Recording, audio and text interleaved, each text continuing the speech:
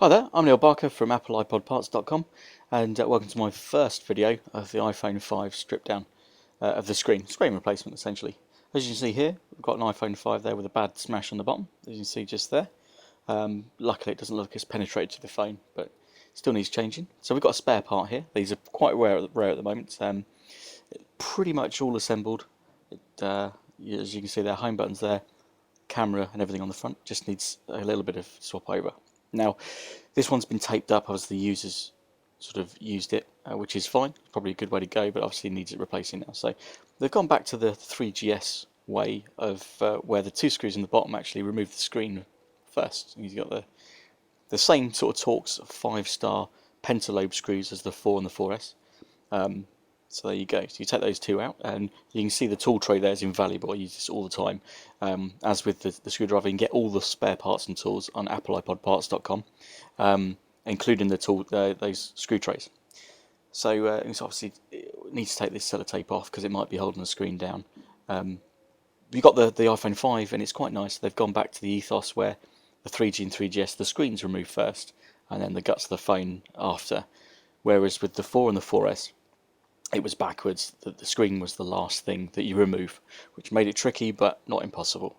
So we turn the phone off first before we lift the screen, and it turns a screen replacement. We can, we do a 4S in, I mean, people quote 15, 20, 25 minutes to a 5 and a 3GS. The screens come off first. It's something like sub 10 minutes, 7 or 8 minutes, less than that maybe.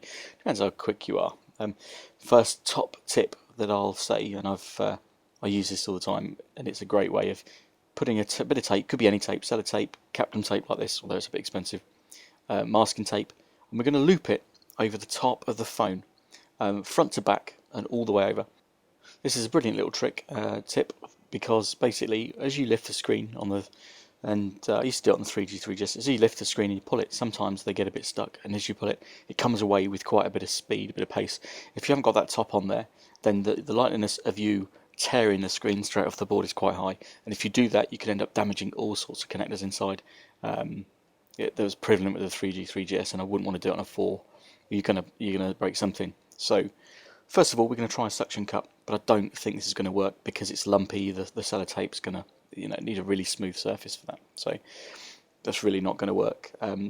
Plus these screens are really tight fit, so that's not the way forward. As you can see there, obviously it's lifted the screen guard with the, I tried a little bit of adhesive that you can get out of 3M adhesive, trying to stick a suction cup down, but that's not worked, unsurprisingly, but it's worth a go.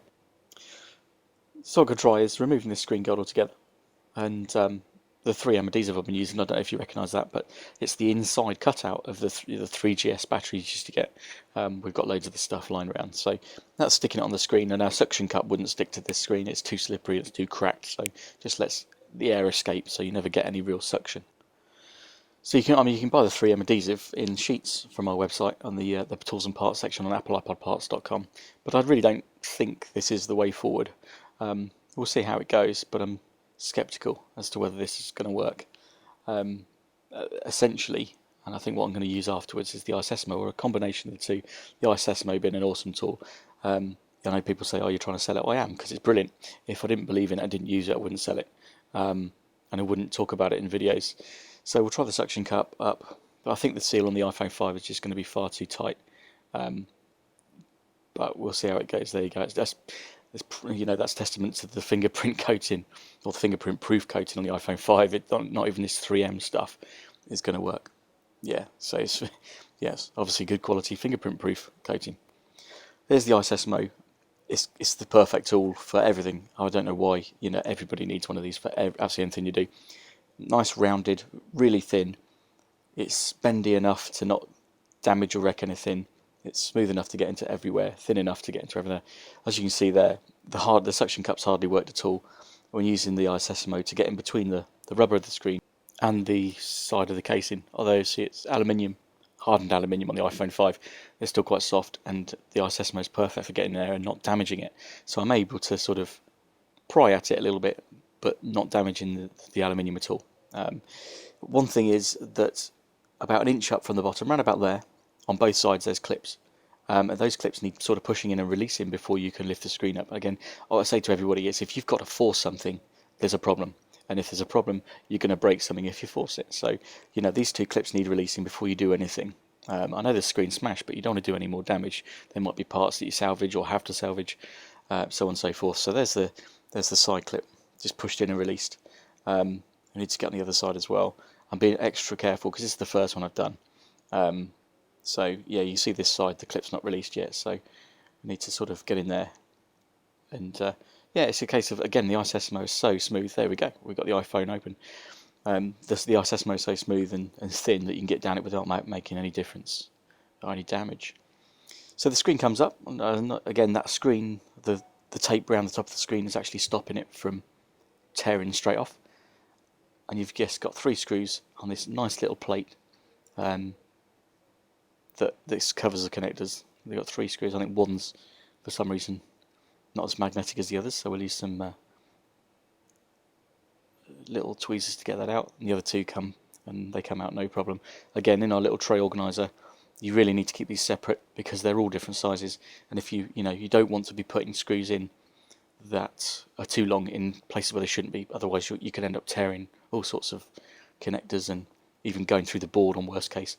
So we lift that little plate up, no problem at all, and you've got 3 little push connectors under the screen. Plastic non-marking tool, as you can see, we can get into there. This is a really tricky. It looks simple and it can be simple, but you've got to be really careful when putting the tool underneath to ping up these connectors, and really gentle, because if you slip, if you put too much force underneath, you can knock all the little chips and resistors off from underneath, and then you're into a world of pain. So you just got to literally get the tiniest bit underneath there and use as little force as possible just to lift the thing up. There we go. Screen comes up, and there's the tape that was holding it on. Peel it off. It's all good. There you've got the iPhone 4 chassis and internals all in one piece. Again, hats off, in fact, to Apple, how they've designed this for a screen change. It's lovely to do. So we got our new screen. You're going to get them in various forms, with bits missing, not bits missing, but all this needs is that silver frame transporting from the old to the new, not unlike the 3DS screens. I think it's a total of 8 screws on this one to get it off. You've got the couple near the camera head on top. You just need to remove those. And then you've got 3 either side, little Phillips screws. Again, I think what this plate is for is to give it some rigidity on the screen. So, and like I say to everybody, one thing that you really need to be careful of is to always transfer over everything, no matter how minor you think it is. Apple put it there for a reason. They don't waste time, money, and effort putting things in an iPhone that aren't supposed to be there or don't have a reason. They just wouldn't. It'd be a waste of money and time, obviously, as they do that. So what we tend to do is transfer everything we can over, even down to the little foam edging bits over the top of the connectors on the digitizer and LCD. We've been doing that on all of them. It's become a prevalent that we get repairs in that we see that have been repaired by someone else, and say for instance a 4 or a 4S screen, they come with rubber pads on the back of the connectors at the top, screen connectors, the digitizer connector. Someone will come in and say, oh, I had the screen done about 2-3 months ago, now it's just stopped working, can't see the screen, it's black screen. And sure enough, when we pop it open, the screen connectors have just come off. That rubber's in there to hold them down between the plate and the connector. So we lift the plate up. The important thing is to make sure that this is all clean, because if you want to you're going to trap dust, dirt, or glass even between these 2 surfaces, you're going to chafe away and ruin the screen. So came off pretty easy with all the screws removed, and this one slides up underneath the camera slightly, really easy to fit, and then it's a case of putting all the screws in. Yeah, going back to the screen connectors, these little rubber pads are the things that sort of hold the connectors down. If you don't put that, you open it up to sort of 1/4 mil, 1/2 mil gap, and that's all it needs for a connector to come loose and stop the screen working again. So yeah, essentially transfer everything you can from old to new. It's there for a reason.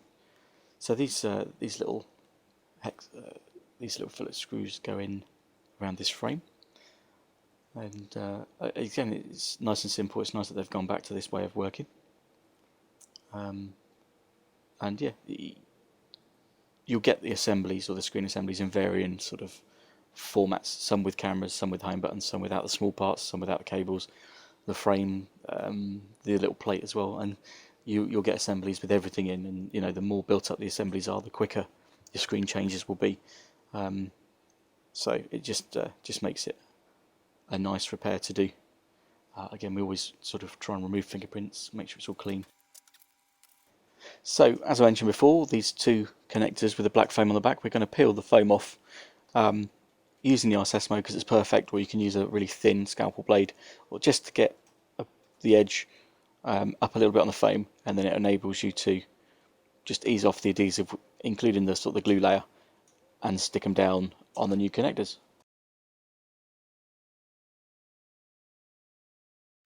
So now we've got the screens ready to connect up. It's quite simple. You put the iPhone 5 screen at the top. You could even attach the tape if you wanted to, but you wouldn't know exactly where to put it, so it's probably not advisable. And the three connectors just sit down there, and I use the back of this plastic non-marking tool just to push them home. You might think that a nice little click with your fingers enough, but your finger's rounded. I've used a flat tool, non-marking, on the back just for that added, to make sure that there's constant connection all the way along, because you might find that you think it's down, but then you lose some of the functionality, or it lifts up after a certain time, or a one bump. So yeah, the back of the tool will just touch it down there all the way along the connector, just to make sure it's all together and all you know, all the pressure's there. So we'll just quickly test it by putting the screen down. There we go, perfect. So nice new screen, Apple logo appears, which is exactly what we want, and nice and quickly as well. I mean, you can't ask for a much quicker screen replacement than that. So we're going to fit the plate and the three screws. The plate can only go in one way. You just need to make sure that it's centralized and it's not, you know, it should be lined up perfectly, and if it's not, then take it off and have another look. And yeah, put the three screws back in. So the last screw goes back in, and we just make sure it's all nice and comfortably sitting down there. There's nothing where it shouldn't be. And then finally close up, making sure the cables are sort of, they bend in the right place, and then push the screen down. The screen goes into the top first, and then pushes all the way down to the bottom, and then all the way down the side as well. Just being gentle, and again making sure that it's all sits nicely. If something doesn't fit properly, or you've got to really force something, the chances are there's something stopping it, something blocking it. And before you go and do any more damage, stop, take it off, have a look. But yeah, so there you go, all the way in at the top, working your way down the sides, and then finally at the bottom to make sure it's all flush. Beautiful, really nice. Turn it on, just give it another test and a bit of a clean, and there we go, an iPhone 5, or at least our first iPhone 5 screen replacement, a tutorial video. Really nice fit. We can compare this to a new iPhone 5 we've got, and it's absolutely beautiful, perfect. The two screws in the bottom finally, simple, nice little pencil lobe Torx screws. If you use the right tools, then you won't, so you won't damage them, so you can reuse them. I dare say, well, again, tools, parts, replacement screws, screwdrivers, anything. AppleiPodParts.com. I'm sure we'll have it all. If not, we'll have it pretty soon, with the iPhone 5 being quite new. And there you have it, iPhone 5 screen replacement. The more you do, the quicker you get. But the key thing to remember is, take your time, use the right tools, tools and parts you can get from AppleiPodParts.com, and yeah, afterwards make sure it's all fully tested. Perfect. They will be pleased, and there's the smash screen. So yeah, all in all, a good repair. My name's Neil Barker. I'm from AppleiPodParts.com. Thanks for watching. Again, tools and parts all at our site.